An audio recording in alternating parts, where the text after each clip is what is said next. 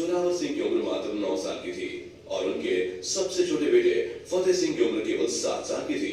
जब उनकी मौत हुई तो चारों तरफ हाहाकार मच गया और फिर गुरु गोविंद सिंह ने यह ऐलान कर दिया कि यह घटना मुगल काल के पतन का कारण बनेगी। तो क्या था पूरा मामला, चलिए जानते हैं।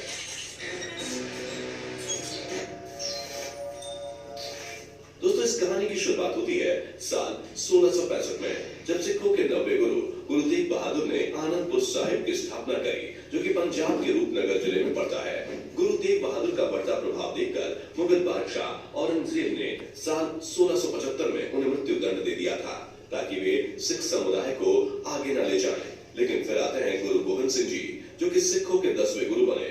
गुरु के नाम पर आनंदपुर में सिखों का जमावड़ा लगने लगा। 1699 में उन्होंने यहाँ खालसा पंथ की शुरुआत की और उन्होंने खालसा के 5 सिद्धांत दिए, जिन्हें आज 5 ककार कहा जाता है, जिनका मतलब क शब्द से शुरू होने वाली उन 5 चीजों से है, जिन्हें गुरु गोविंद सिंह के सिद्धांतों के अनुसार सभी खालसा सिखों को धारण करना होता है। जहाँ गुरु गोविंद सिंह ने सिखों के लिए 5 चीजें अनिवार्य की: करी, केश, कड़ा, कृपाण, कंघा और कच्छा। इन चीजों के बिना खालसा वेश बुरा नहीं माना जाता। यहाँ तक कि उन्होंने आनंदपुर में खालसा आर्मी की ट्रेनिंग भी शुरू कर दी, जिसका खास स्वरूप होला मोहल्ला के रूप में देखने को मिलता है। असल में होला मोहल्ला होली के समय 3 दिन का उत्सव होता है। हालांकि 1699 में खालसा पंथ की शुरुआत के साथ ही एक बार और औरंगजेब की नजर आनंदपुर साहिब पर पड़ी। आसपास के राजाओं को भी सिख आर्मी से खतरा महसूस हो रहा था, इसलिए उन्होंने आनंदपुर को चारों ओर से घेर लिया। औरंगजेब ने पैंदा खान के नेतृत्व में 10,000 की सेना को आनंदपुर पर धावा बोलने के लिए भेजा, पर इस जंग में मुगल सेना को हार का मुंह देखना पड़ा, क्योंकि सिख सैनिकों ने उनकी बैंड बजाकर रख दी थी, जिसके बाद उन्हें मुंह छुपाकर वापस लौटना पड़ा। हालांकि इसके 4 साल बाद यानी कि 1704 में मुगलों ने एक बार और आनंदपुर पर धावा बोला। मई 1704 में वजीर खान आनंदपुर पर डेरा डालने पहुंचे। 6 महीनों तक उन्होंने आनंदपुर की घेराबंदी करके राशन की सप्लाई काट दी और अंत में औरंगजेब ने गुरु गोविंद सिंह और उनके परिवार को आनंदपुर से बाहर निकलने का मार्ग दिया और वादा किया कि मुगल फौज उनका पीछा नहीं करेगी।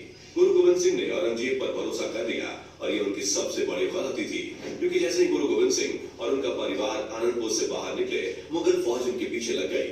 भागते हुए कुछ ऐसा हुआ कि सीरसा नदी पर गुरु गोविंद सिंह का परिवार बिछड़ गया। उनके 2 बेटे जोरावर सिंह और फतेह सिंह और गुरु गोविंद सिंह की माता गुजरी पीछे छूट गई। वहीं गुरु गोविंद सिंह अपने बड़े बेटे के साथ आगे निकल गए। अगली सुबह गंगू नाम का एक पुराना सेवक उनके पास पहुंचा और ये कहकर उन्हें अपने घर ले गया कि गुजरी जी अपने पोतों के साथ उनके घर में ज्यादा सुरक्षित रहेंगी। गुजरी जी जब सो रही थी, तब गंगू ने उनके झूले से सारा सोना चुरा लिया और अगली सुबह बोला कि चुराए थे। इतना ही नहीं, उसने पैसों के लालच में कोतवाली जाकर गुजरी जी और गुरु गोविंद सिंह के बेटों की जानकारी भी कोतवाल को दे दी।